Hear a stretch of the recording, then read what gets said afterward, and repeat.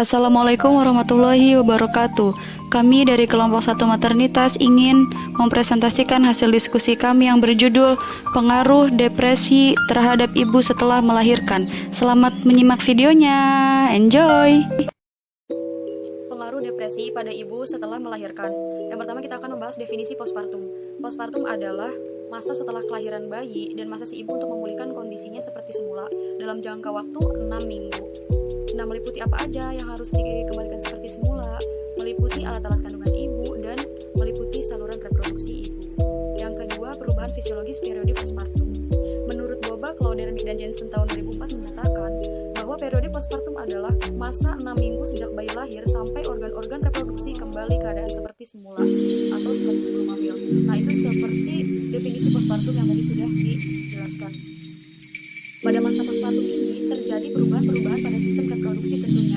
Meliputi apa aja? Ada pengerutan rahim, bisa disebut juga involusi, lonkea, terus perubahan pada serviks ibu, vulva, dan vagina, juga perineum.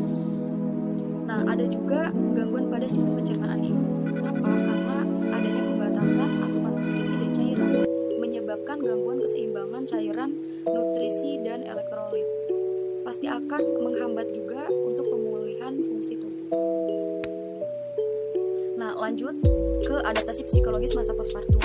Nah, jadi menurut Rubin 1977 dalam Polri 2013, pada masa postpartum seorang ibu akan melalui 3 periode adaptasi psikologis. Ini bisa disebut juga Rubin maternal. Apa aja? Yang pertama, ibu akan melewati periode taking in, di mana periode taking in ini ibu akan merasa ketergantungan.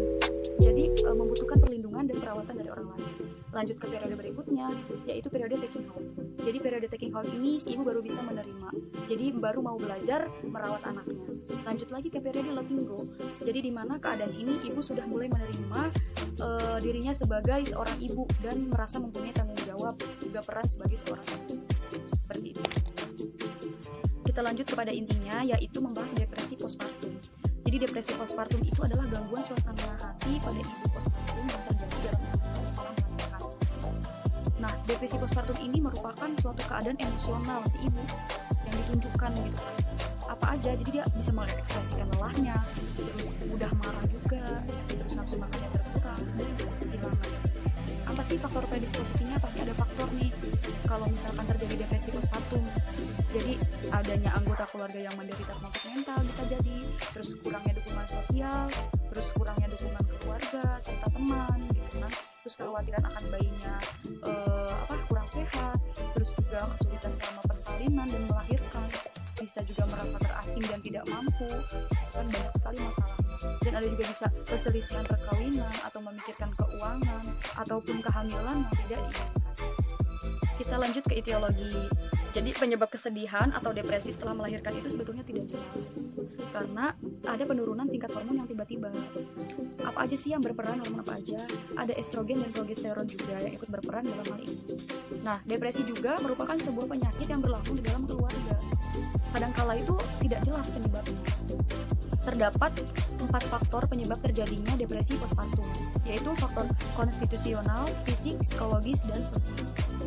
Nah, depresi postpartum itu gejalanya ada yang dipenuhi rasa sedih, terus tidak memiliki tenaga, tidak dapat berkonsentrasi, ada perasaan bersalah dan tidak berharga, terus menjadi tidak tertarik dengan bayinya atau mungkin terlalu mengkhawatirkan bayinya, terus ada gangguan nafsu makan juga, ada perasaan takut untuk menyakiti diri sendiri dan juga bayinya, serta gangguan tidur.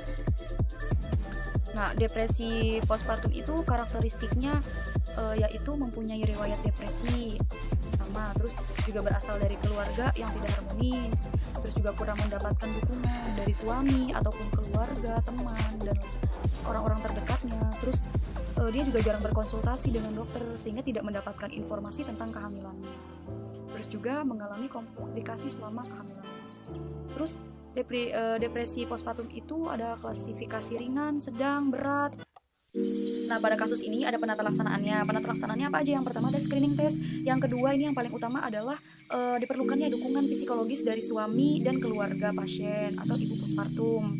Nah, tidak lupa juga untuk tenaga medis memberi dukungan kepada ibu postpartum. Dan yang terakhir ada istirahat yang cukup, karena dengan istirahat yang cukup perasaan akan lebih baik lagi. Nah, jika semuanya sudah dilakukan masih aja belum ada perubahan dan tampaknya masih mengganggu, Nah, berarti diperlukan dukungan dari psikolog atau konselor untuk menghandle semua keadaan depresi postpartum ini.